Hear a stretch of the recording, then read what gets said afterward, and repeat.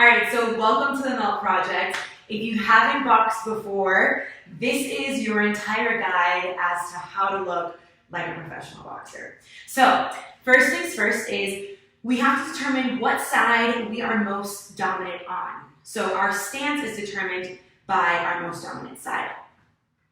So personally, I'm right-handed, which means I'm going to be boxing in what's called orthodox stance. Now, orthodox stance has our left leg forward and our right leg back, right? So you're kind of in this staggered stance.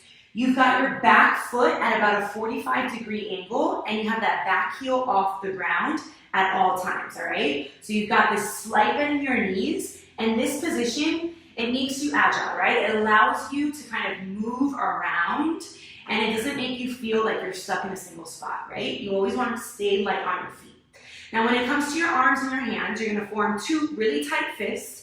You're going to tuck your elbows in, and then your fists are going to sit right around kind of that cheekbone and that jawline, right? So this is your boxing stance, always protecting that side body, which is why we keep our elbows in and we don't flare them out. So this is my boxing stance if I'm right-handed. This is our orthodox stance. Now, if you are left-handed, you're going to box in what's called southpaw. Now, southpaw has our right leg forward, and it has our left leg back. You have that back heel off the ground. You have those slight bends, right? Slight bend in your knee. You're going to form those two tight fists, and you're going to tuck those elbows in. This is your boxing stance. If you are left-handed, it's called southpaw. So we've got 6 different punches that we're going to be learning and that we're going to need to memorize.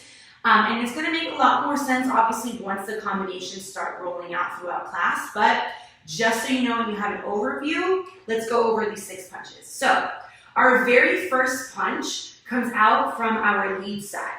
So we've got a lead side, lead arm, which is the one in front of us, and then we've got a back arm, which is the one that sits behind us. So our first punch comes out from that lead arm, and we're forming or we're extending that arm fully out, turning that punch over. So that's that one. Straight hit one, come back right back in. Anytime you extend that one, you want to make sure that you're fully extending that arm, comes out from that shoulder, and you turn that fist over, right? So you never want to end here, always want to turn that fist over. Second punch, number 2, that's a cross. It comes out from the back side. So again, same thing. They're both straight hits, coming out directly from that shoulder, turning that punch over. So we've got 1, and then we've got 2. Notice how I pivot that back leg, right? And I bring that hip in with that hip.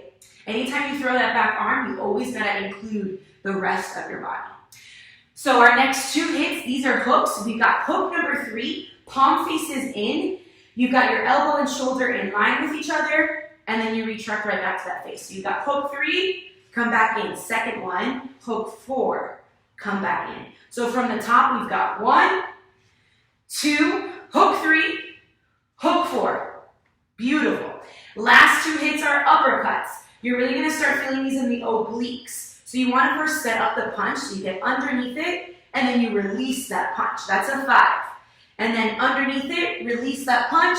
That's a 6. So again, uppercut 5, and then uppercut 6. From the top, we've got that 1, that 2, we got hook 3, hook 4, uppercut 5, and then uppercut 6. We've got 3 defensive moves that we use throughout class. Very first one is a duck, and that's kind of like a small squat, right? You kind of shift your weight a little bit into that back leg, drop down, always keep those fists up and keep your vision towards your opponent.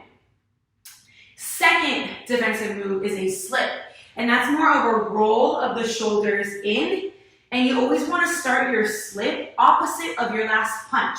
So for example, if my combination said 1, 2, slip, slip, 3, you would give me 1, 2, slip, opposite shoulder, that last punch, slip again, then hook 3. Those are your slips. And then our last defensive move, these are it's called a bob and a weave. So I want you to imagine that you have a rope kind of running through the center, and you're just going to slip or you're going to bob and weave underneath it. So keeping those fists up, elbows in, you get underneath it, really making sure that you're using your lower body. So you don't want to just move your torso, you want to come underneath it, right? So it's as if you were working with somebody. If they were punching right here, you'd get underneath that punch. If they came in through here, you'd get underneath that punch, right? So that's that bob and weave. So we've got 6 different punches, we've got our 3 defensive moves, and we've got our boxing stance if we're right-handed, boxing stance if we're left-handed. So excited that you joined us. I can't wait to see you box. See you soon.